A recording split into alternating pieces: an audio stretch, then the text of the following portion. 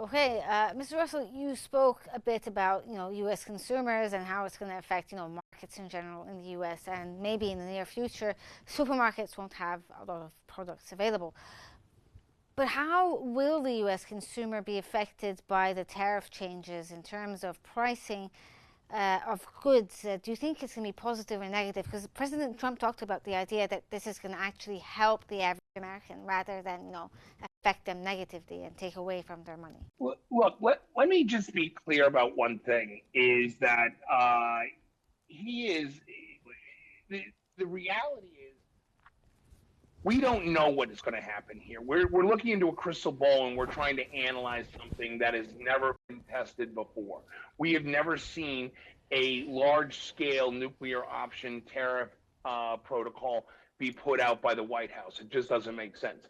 What we can look at where we've gotten into trade wars with other trading partners, we can go back and look at aluminum, steel, softwood lumber with Canada even.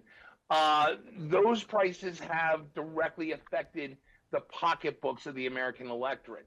Again, I go back to the point I made before. The idea that tariffs are country to country is simply not true.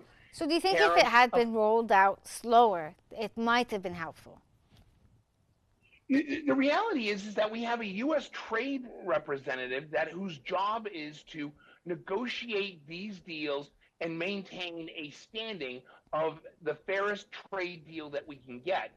That is the individual that should be running this, and it's usually done as part of a quieter diplomatic negotiational process that they are not using right now. This is a matter of Donald Trump wanting to show he's the big boss, which he is. I mean, everybody serves at the pleasure of the president.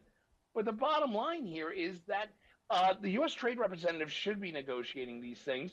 There are ways of doing it. There are protocols of doing it. But what this does is this puts the entire economic security of every American investor, every American consumer, great risk because Yeah. there is no model for this. That's the problem.